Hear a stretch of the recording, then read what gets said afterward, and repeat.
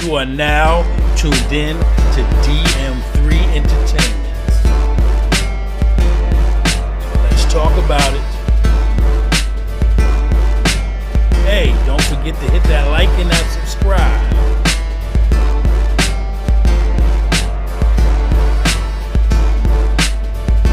Let's go. What's up, YouTube? It's your man, AD, better known to the world as Smooth DJ Abdullah the Butcher. I'm here to hit you with a new video series I'm going to do. We all know that Power Book 4 with Tommy series has started. So I figure I'll make an episode reaction video for every episode coming up. And I'm going to react to the video. I'm going to recap the video. And I'm going to throw in some lessons that I see inside the video for those who don't know when they're trying to tell you something subliminally. So we're going to get into this video. Hope you like it, because I'm going to try to do my best to entertain you. And make sure you hit that like and that subscribe. And here we go. Okay, the first episode starts like this. In the beginning, it goes right into where Tommy's on the road leaving New York City. And as he's leaving New York, he's getting these flashbacks talking about what was on his mind as he left. Because as you see, he shot and killed the snitch that got himself out of jail. And as he rolls up the road, he looks at his mom and thinks about how he tells her he's going to bounce and leave. And he's just done with her. And you will know as we go on with this story, there's going to be a lot more to do with her mom. So as he's rolling down the road, he's dealing with this fact of all the stuff that went down, Raina dying, and him dealing with Tariq's crazy behind and stuff. And he's just going through it. He's blacking out and he's going down the road. He's thinking about Lakeisha and Tasha and everybody, all the stuff he's leaving in New York City. So as the lights are out, he's rolling down the road. Like I said, he's blacked out. The lights are off. He's going crazy. He's driving, speeding down the road, don't know what's coming up on him, And he flashes. He's thinking about ghosts and how he thinks that he'll never see Ghost again. Because like I told y'all, Ghost ain't dead. Now as y'all see, he cuts the lights back on, and just before he cuts the light back on, he hits a fork in the road. Now, hitting a fork in the road on a TV show or in a movie, that's symbolism to make you understand that there's a choice to be made. Now, we all know it from when he was on Power, he was supposed to be going to California. But at this fork in the road, he has to make a decision. Either go right or go left. But we all know Tommy. A lot of stuff Tommy does always goes left. Decisions he makes. So as he makes this left turn, he's on his way to Chicago. And we all wonder, what's he going to Chicago for? Well, the episode begins with a skyline of Chicago. And everybody wonders, okay, Tommy's in Chicago. What's he doing in Chicago? He was supposed to be going to California, right? So when you're thinking about what's he doing here, he gets a phone call. And the phone call is from those connects he had from Power when he was saying he was leaving, going to Cali. And the dude is like, yo, where you at? You were supposed to be here. And Tommy is like, yo, I'll be there when I'm there. When I hit the Pacific Ocean, you'll know I'm there. So, they go back and forth. He hangs up with homeboy. And you were still like, what is Tommy doing here? He looks at this picture of himself when he was a little kid. And there's some writing on the back. I don't know if it's what they call Irish writing or something. But you really can't read it out. You can't really see what it's saying.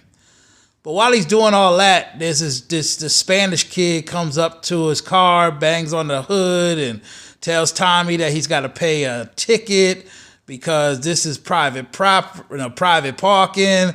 And Tommy's like, I don't know how y'all get down here, but this is how I don't know what you talking about. And homeboy pulls out a knife, and Tommy shows him his gun, and it's like, yo, man, give me that knife. And then he smacks the dude upside the head, and it's like, yo, maybe next time, homeboy, when I get my gun, he's like, whatever. But then he asks him, like, yo, where's the old lady that used to live in the house? And, we all like, well, who's this old lady he's looking for, So the young dude was like, yo, the old lady ain't dead, because Tommy thought the old lady was dead. And the dude was like, nah, she in this nursing home. So Tommy finds where this nursing home is, and he goes to the nursing home. And, we all like, what's going on with Tommy? Why is he walking around in this nursing home? Who's this lady? So this is where you have the suspense of the show, wondering where the show is going, what's going on. So, Tommy's walking around in this place, and he sees this little lady. They push in a wheelchair, and someone yells out, Miriam. And Tommy looks, and he sees who he's looking for. But he doesn't say much. He just looks for a minute, takes some time, and then, he walks back up out of the spot, I guess he's shocked, or whatever, because he thought the lady was dead, but the lady's still alive. So now they jump to this other spot where they're inside of one of Chicago's prisons or jails. I think it's a prison. And there's a brother, I guess one of the main characters, cutting the older man's hair. So they cutting the hair, and the dude's taking his time, and the old man is like, yo, man, why you just don't cut my joint? Just cut it all, get it done, knock it out, and go about your business. But the younger cat was like, yo, I'm taking my time, because this is the last time I'm gonna cut your hair. You know what I'm saying? I'm leaving today. So the old man is like, yo, make it happen. I don't want to see you up in here. I don't want to see you come back. So, that's that old, like I said, I'm going to tell y'all some things. This is where they're showing you the wisdom of older generation trying to, school the younger generation so they would stop doing the nonsense that happened to the generation before. Because that's what we're supposed to do. We're supposed to teach one, And I remember my pops used to always tell me that, having to do with the Black Panther Party and everything. And they used to be like, yo, one generation is supposed to teach the other generation. So, like I said, they put these little messages in here to help you out. And I think, like, at least they're coming correct with something, trying to get people to understand jail is not a place for fun. It's supposed to be for rehabilitation and punishment. It ain't supposed to be where cats be like, oh, man, I'm going to jail, I'm going to do my time, and think it's something to be proud of. It's definitely not something to be proud of. It's something that you shouldn't even try to do. So my man, he's getting ready to get out, and he's preparing himself to bounce, and it's funny, as I'm watching the show, I'm like, yo, that's my man Jay Morrison that got his own show, on YouTube. He does the whole reaction videos on YouTube. So I was like, that's pretty cool. I guess he knew somebody, got him up in there to do a little cameo. Mark Dark might be in one of these episodes too. That's another YouTuber. Y'all probably all know about him and Jay. So, so that was wild. That's a little something, like a little Easter egg, real life meets television. So then, Tommy goes into this Irish bar in the Chicago neighborhood, and he meets man, this girl is a hottie, She is nice looking, a little light skin, and ladies and people don't get into all that skin, what they call that colorism mess. A good looking woman's a good looking woman. I don't care if she light skin, dark skin, brown, Chinese, whatever. But this sister is fine. So Tommy's up in there talking to her, and he names some food that he smells in the air, and she's like, man, you knew that? And he was like, yeah, I eat. And you remember Tommy get down when it comes to eating some food. So, they kicking it and they talking, she giving him some drinks, and he's like trying to get to know the city, and she's sending subliminals to homie. Basically, want to get with Tommy. And Tommy's catching what she's throwing, he catching up, and she's like, he wanted to get some food, and she was like, nah, the kitchen ain't open now. The kitchen's open tonight. So you already know what that's all about. She wanted Tommy to come back through. So, so Tommy know what's up. But, they still talk a little bit and get to know what he wants to know. And, she's definitely feeling Tommy.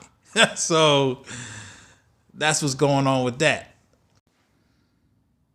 All right, so now they get to the scene where my man that was in jail, it's his day to go home. So my man is ducked out in the Bulls three-peat jacket. So I guess he must have went to prison back after Mike and them, just before, like right after Mike retired, because he had a fresh pair of J's, one of them pairs, like one of Jay's last pair that he wore during the years when he's with the Bulls.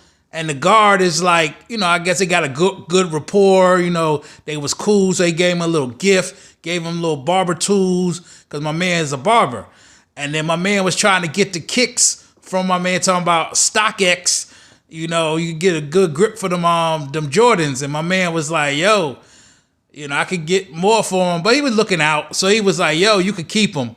I'm free. I'm about to bounce. So my man just leaves, ain't got no shoes on his feet, just walking out the prison. I know them socks was kind of wet, y'all know about that. Your feet be wet in the wet socks. But he ain't care because he was free. His little brother came to pick him up. So, we had that little family reunion, showed some love, gave him little hugs and the whole nine. Because you know how when you ain't seen your mans in them in mad years, you happy to see them, especially when they get out of jail.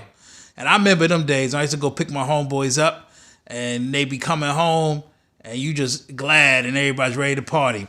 And that's what they talked about. And my man, just reflecting on life, touching the water on the free side.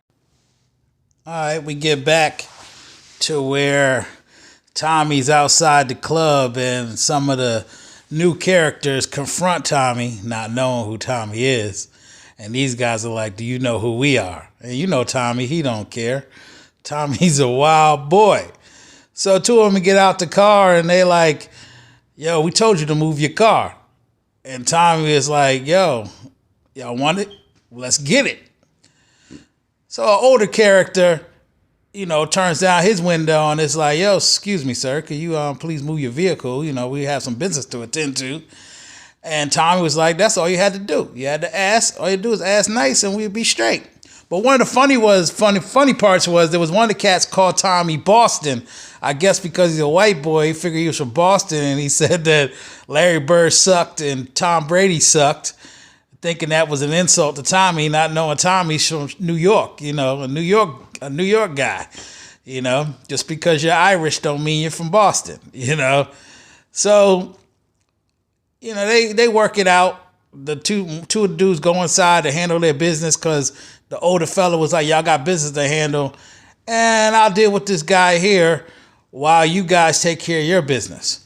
Now it switches over to this other scene where the main antagonist of the show, I guess the big time mob boss of the show, which is an Irish fella, has his daughter talking to him at the house. They live in this big nice house, old school action. And the father, as a father should do, take care of his daughter. See, this is a thing that we as melanated people got to start realizing, stop breaking up the family and keep the family strong, helping each other out. So the dad is trying to explain to her, listen, I know you may want to run the streets and want to be out there because, your brother's doing what he's doing, but I need you here to handle the paperwork and make sure everything is all right. Make sure you rolling with me, trying to give her a life lesson. But, being these independent ladies today, the world is telling them that they can run the world and they can do everything men could do, thinking that this is what they're supposed to be doing. But see, this is the importance. And you see with this show, the people with the other complexion, they make sure they keep it in perspective where, the man runs the family, the wife supports the family, the daughter gets the example from the mom, And the dad shows the example to their sons. So, he's breaking this kind of stuff down to her. But the young lady is still kind of, hesitant towards wanting to do what he want to do, thinking Pops don't know what he talk about. So the Pop shows her some examples, throw your hands up. Let me show you something. You are very gentle. You're a lady. Your brother is out there in these streets because he's rugged. He's a man. He has fists.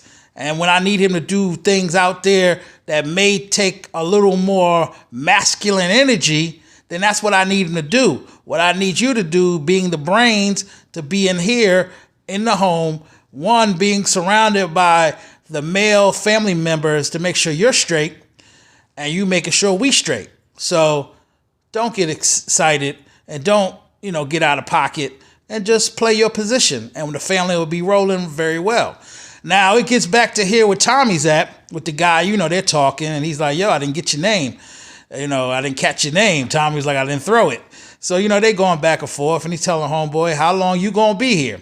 And he's like, yo, I just came through. And the dude is like, okay, good. It's good that you get out of here and get out of here quick because who you dealing with, you don't understand. Meaning that these people, the main characters, the main antagonists for the show, I guess they run a part of Chicago. And, they don't know Tommy. They don't know Tommy's history. And, Tommy's a wild card. And as the show goes on, they're going to start realizing that. So this main guy here, Vic, which is one of the main characters, he's trying to talk to that sweet honey that got eyes for Tommy. And I guess he's trying to get her number or trying to take her out. And she's like, nah, I ain't trying to mess with you. And this is an important thing, guys. She tells him, until you start doing for self and stop getting money from daddy and listen to everything daddy got to say, then we ain't got nothing, we ain't got no business. And this is a good point. Like I told you, another lesson where it's showing you, men, we got to stand on your own 2 feet. You got to build your own empire. You still can respect your dad. You still can do what you need to do. But really, for a woman to respect you, you got to have your own. You got to build your own and still have family ties. And if he was doing his own thing, maybe she would have seen that aggressiveness. Because that's the biggest thing. Ladies be like, girls just like bad boys. But you know what it really is? They like the aggressiveness. They like the masculineness of a man. And that's what they're really looking for, but they get it in the wrong guys. And this is why I guess she's checking out Tommy and saying Tommy's good. Well, he tells one of his boys to take care of the girl, make sure she all right. And the dude is like, yeah. So he walks out the room. All right, so the next part they get to is Tommy confronts the dude outside that tried to jump him when he had his car parked. And Tommy wilds out on the dude, beats him up, and breaks his arm. And the dude is like, yo, I don't care nothing. Tommy says, I don't care nothing about Tom Brady, but you can't talk about Larry Bird. So that's where he beats him up, takes homeboy's phone. And then Shorty comes out and sees what's going on. And it's like definitely aroused and turned on. And then she goes and tells him, yo, food is served. And how Power do. Power hits you with one of them steamy love scenes. And it's YouTube, so I got to cut from this part because we can't be getting banned. So I'll see y'all in a second. Well, while Tommy's over on another side of town in Chicago having fun doing what he's doing, there's something else going on. Meanwhile, at some nightclub, the daughter of the main antagonist, the Irish guy, is at a club, smooching and kissing, making business deals with some people at the nightclub. And I think what it is, she's very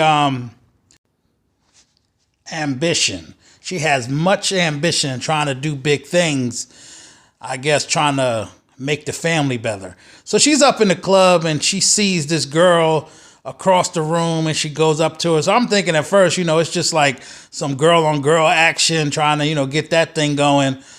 But as you're going to see, she had a bigger agenda than just, having fun with this short little Asian hottie at the nightclub. So, they dance together and do their thing and, leads to here and there. And they end up back at her spot where she makes a connect with the connect, if you know what I mean. Now remember, all this stuff is happening on the same night. And Tommy took that dude's phone, so he gets the phone and he meets up with the guy because I guess they're gonna about to make a deal. And I guess Tommy loves to get into mess. So Tommy goes up to the dude, puts two in his window, tells him if he doesn't put down his phone, the next one's gonna be in his head. And Tommy loves to be with the fuckery. So Tommy's messing with this dude, and this dude is like, you don't know who you're messing with. You done jumped in the fire. I'm telling you, you better chill what you're doing. And Tommy's like, yo, you don't know nothing about me. You don't know my resume. You don't know how I get down. So this is just a regular day for me, So Tommy goes with this guy to his deal he's got to do, and they're talking and whatnot and saying like who's going to be there. And the guy was like one or two people. And Tommy's trying to get the situation so he can grasp what to do. Because, Tommy doesn't care about no craziness because Tommy brings the craziness. So they go down to this cellar area somewhere and they're going to meet up with the people. So he meets up and he sees this other character. Do y'all remember earlier on the show, you had the young man that picked up his big brother at the at the prison? Well, he's there. And both of them, I guess, know each other because they both run the streets in Chicago, because the melanated brother is a part of a crew called Chicago Brothers Incorporated, CBI, and the other dude is one of the Irish mob guys. And he's like, what's going on here? What are you doing here? And he's like, yo, y'all messing up the deal. And then you got these two stoned out of their mind dudes that they're doing business with. They call them the Yardies. I guess, they be making homemade drugs that really ain't that pure or good.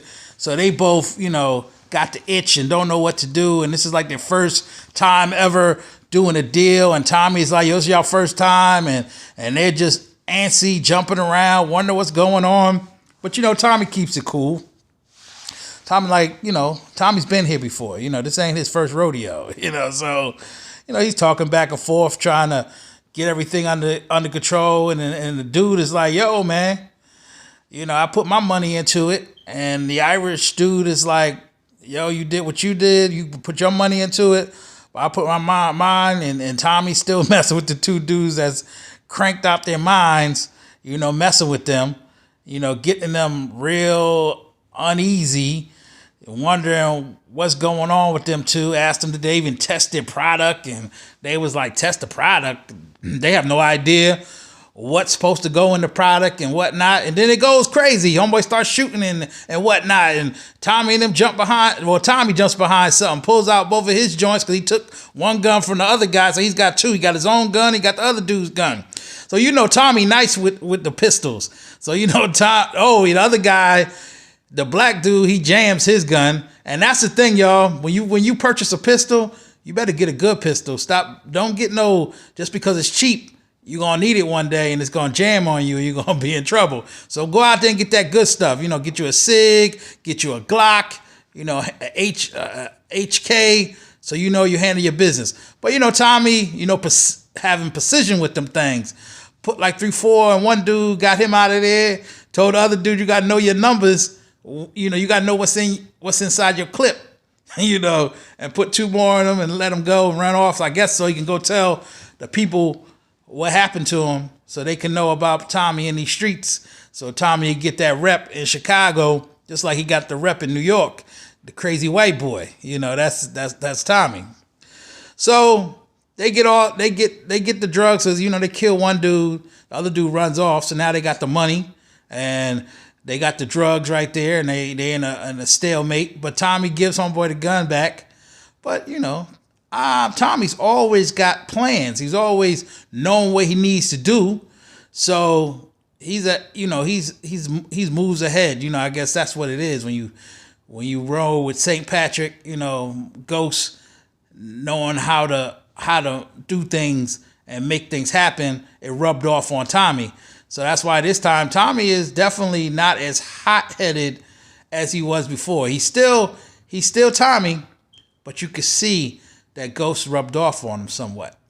So, like I said, the dudes is going back and forth, trying to figure out what's going on, and Tommy is like, yo, I saved all y'all lives, so don't be tripping on me. But what I'm about to do is, y'all, I need a little fee. So Tommy, as it goes on, they just keep going back and forth. Tommy grabs the bag and picks up the money and takes the money. And then, Tommy's like, I'm out of here. And they're like, man, what just happened? The white boy rolled up in here, and this was like a big desert storm. Joint just was crazy. And like, man. So Tommy's up here in Chicago just making things happen. And these dudes is like, I don't know. All right, so it's the next day. And my man that was in prison and his young brother is out there talking. And this is another thing that's going on in major cities where, we had the whole war on drugs. And what happened was they locked up all the brothers who had sense, like the bosses and the head dudes that had, strategies and whatnot.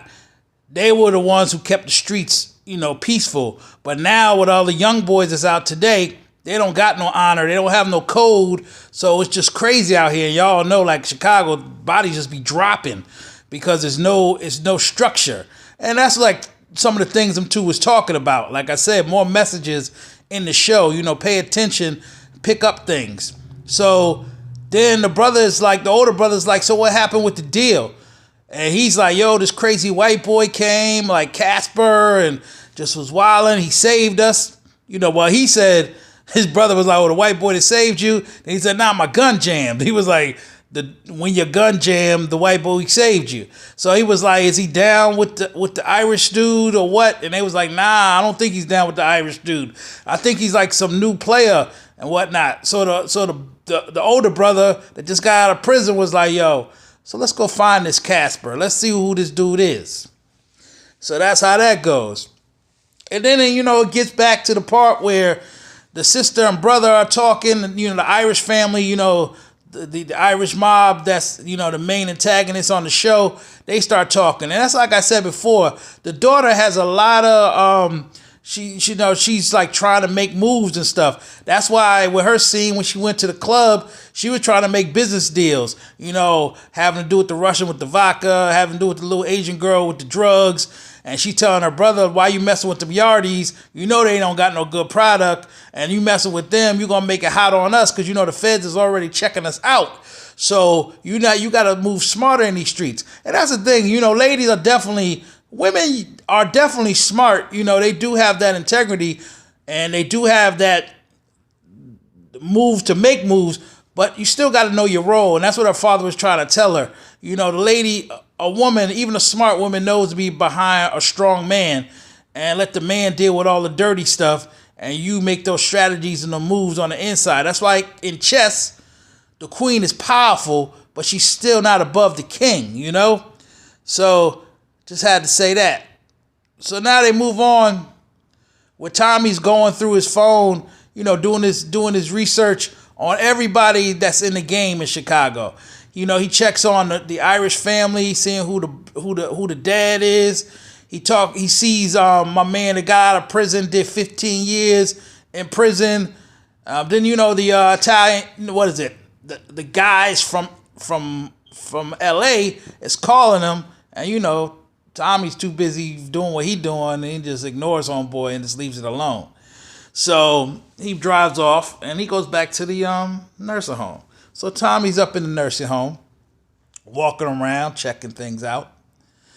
And he rolls up into like the what they call that, the greenhouse. He goes in the greenhouse, and the older woman that he went to go see earlier, he goes and sees her, and then he starts talking to her, and looking at her. Because, he's still shocked that, he thought she was dead. And he ain't seen her since he was 4 years old.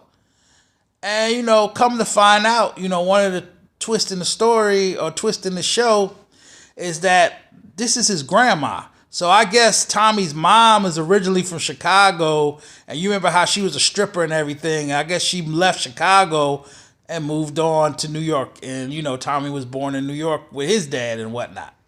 So that's what went on. So, he's talking to her. And she kind of, I guess she's got Alzheimer's. I never could say that word right. When you get older, you start losing your memories and whatnot. But like they say, little things can make you remember stuff. So he shows her the picture and there's something written on the back. And like I said, I don't know if it's written in Irish or just the way it's written that you can't really read it. If somebody else knows what it says, hit it in the comments and tell me what it says. But that made her jar her memory to know that was Tommy, who he was. So he was excited.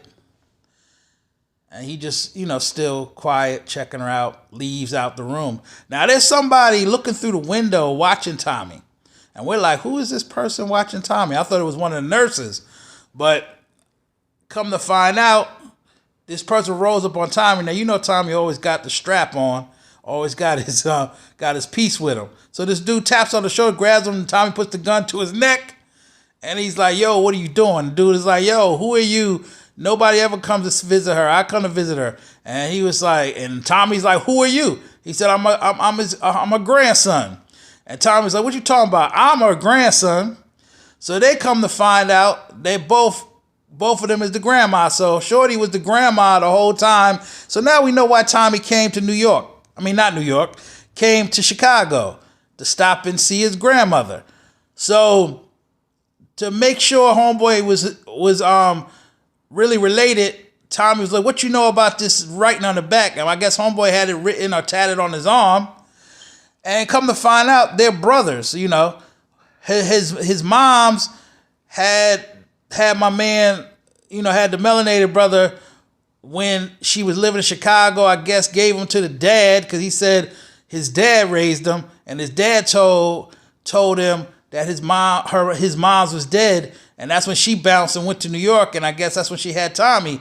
So they're saying that Tommy's mom, Kate is dead. Kate is saying that his grandma's dead, and no one tells neither one of them that they're brothers, and it's crazy. So they have their little talk or whatnot, and I'm telling you that's kind of wild because like me, I got a brother that I never met, and we talk on the phone here and there, but I can kind of understand what he means or how he felt when you meet somebody that you didn't even know you had a brother. Because remember, him and Ghost always used to feel like they were brothers.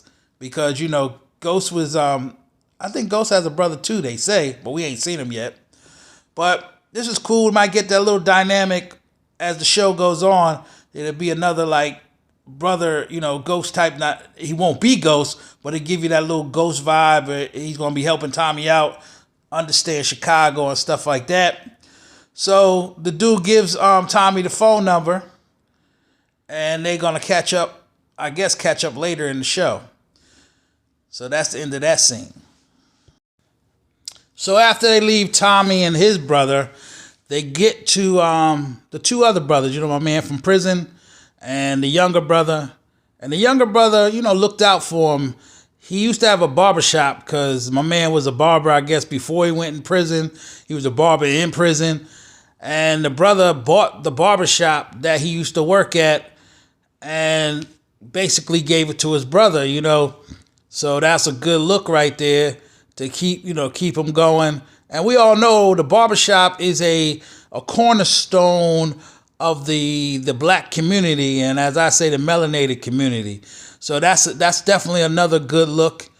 And, he was hitting them with gems. Well, I never thought about that. He said we were born here. We were baptized. And that's true. Like in the barbershop, they hit you with that smell good around your neck and whatnot. So, it's a little baptism type action.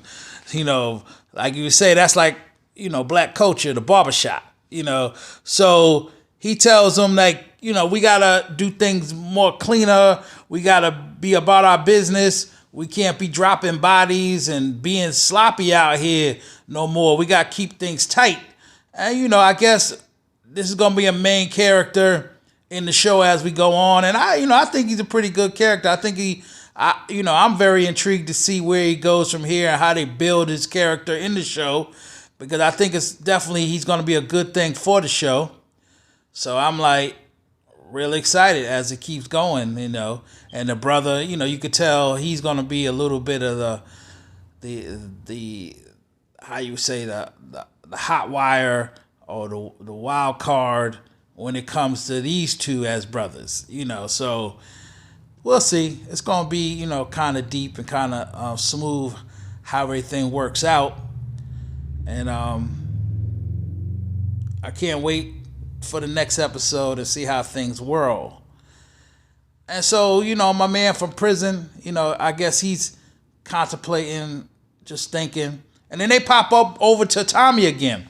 And Tommy's on his way out of there, Tommy said, I gotta go handle my business. I gotta go on over to get over here to the West Coast. And I gotta, stop being emotional. Because, he feels as though he lost his other brother, as he considered Ghost his brother. So he feel he lost Ghost. And he's like, I need to stop. Don't need no attachments. I got business to handle. So let me go about my business. So he throws his real brother that he just met's number in the trash. So, Tommy, I guess, starts thinking, I ain't never had a real brother before. So maybe let me not throw this number away so quick. So he goes in the trash, grabs a number. I guess he keeps it, puts it in his pocket. And I guess that's gonna be like kind of the thing that's gonna maybe give him an idea to stay. I guess that's why he's gonna be in Chicago. So then they go back to the barbershop. And when they go back to the barbershop, this mysterious dude rolls up in there. And you're thinking it's like a rival gang leader or rival drug dealer or somebody who was running the neighborhood. And because my man got out of prison, he was going to, get like a G check and see what he was up to. And my man was about to get nervous. I was the same thing. Like, let's get tight. So he, I guess he's gonna try to grab a weapon or something. Grab some scissors. To defend himself. Maybe stab homeboy in the neck or whatnot. But come to find out, he's the parole officer. His badge pops out, and everything gets a little more at ease. Cause okay, that's just a dude gonna be checking on me. I guess he's gonna make sure I'm on the straight and narrow. And things pop off like they're supposed to pop off. So my man is like, it's cool that you got the barbershop because, I used to come here. I guess whoever used to own it before, he remembers. And my man was like, everything is solid. You know what I'm saying? I'll hook you up anytime you need a haircut. Make sure everything is tight. And then my man was like, much respect, much gratitude, but, I pay my way. And that's one thing brothers got to realize, don't be taking handouts. Be strong. Do what you got to do. Make your way in this world and make them moves. And definitely the ladies will respect you more. Like I told you, they like strong men. They like men that are about their purpose. So that's another good lesson that they trying to put in the head. So like I said, this show is definitely going to be fire, And I think that's definitely going to be the show to check out on Sundays. And we're going to see it compete with all the other power shows. Now, they go into this other part. Tommy's driving down the street. I guess he's talking to the L.A. dude, telling him he was on his way. He was on his way out of town. But then, bam, here comes all these Escalade, Cadillacs, and SUVs, pinning them in. And, Tommy trying to do his thing, trying to get out of the way. But a Mustang, ain't got that kind of body to be trying to hang with some big old truck. So they get Tommy pulled over, and they pull the guns on him in the whole nine. They like, yo, come with us. So Tommy had no other reason but to go with them. And then the older fella that talked to him earlier was like, I told you to leave town and don't be stirring up nothing. And look what you got yourself into. So He's like, yo, jump back in the car and drive. So I guess the old man told him where to go. So they go back to the Irish, the Irish crime boss, back to his big house in Chicago. And, they make a spectacle where he makes the big entrance to talk to Tommy, It was definitely, if you've seen the show, it looked pretty, what they call a cinematic.